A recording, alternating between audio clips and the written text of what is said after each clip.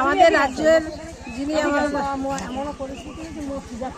যিনি মহিলা সভানেত্রী চন্দ্রিমা ভট্টাচার্য, তিনি আমাদেরকে প্রকল্প দিয়ে এই কাজটা দিয়েছেন, যেমন তোমার ঠিকানা উন্নয়নের নিশানা, মহিলাদের সাথে দিদি, মহিলাদের সাথে মহিলাদের পাশে।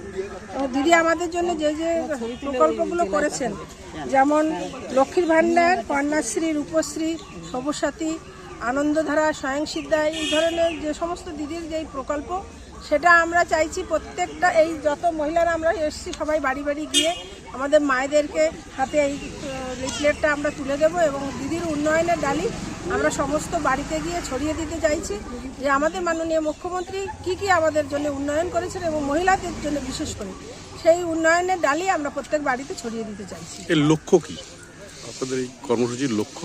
কর্মসূচির লক্ষ্য আপনারা সকলেই জানেন, সামনে আমাদের 26, যার জন্য আমাদের এই কর্মসূচি। এখনও পর্যন্ত ভোটের অনেক দেরি, তবু আমরা মায়েদের কাছে এই উন্নয়নের ডালিটা পৌঁছে দিতে চাচ্ছি আর কি। এই কর্মসূচির মাধ্যমে সাধারণ মানুষকে কি বলবেন? কর্মসূচির মাধ্যমে সাধারণ মানুষকে বলবো যে দিদির যে সমস্ত উন্নয়ন তারা সবটা পাচ্ছি কিনা সেটাই আমাদেরকে জানা আর কি, যে এই সমস্ত যে প্রকল্পগুলো আমাদের আছে সেই প্রকল্পগুলো সবার মাধ্যমে আমরা ছড়িয়ে দিতে চাইছি। সব বাড়িতে, অনেক বাড়িতে হয়তো লক্ষ্মীর ভাণ্ডার পায়নি, কেউ স্বাস্থ্যসাথী কার্ড পায়নি, কেউ হয়তো আমাদের স্বয়ংসিদ্ধার পেনশন আয়তার মধ্যে আসেনি, কেউ আনন্দধারা আমাদের যেমন সেলফ হেল্প গ্রুপের মেয়েরা কেউ হয়তো গ্রুপ করেনি, সেইগুলো আমরা যাতে আরও তারা বেশি বেশি করে করতে পারে। যেমন কন্যাশ্রী অনেক মেয়েরা ডিস্টার্ব আছে, হয়তো পায়নি স্কুল থেকে, সেটা আমরা দেখে দেবো। আমরা তাদেরকে এই দেখে দেওয়ার জন্যই কিন্তু আজকে আমাদের এই যাতে সুষ্ঠুভাবে সমস্ত মানুষ এই প্রকল্পগুলোর সুবিধা পায়, সেই কারণেই কি আশা?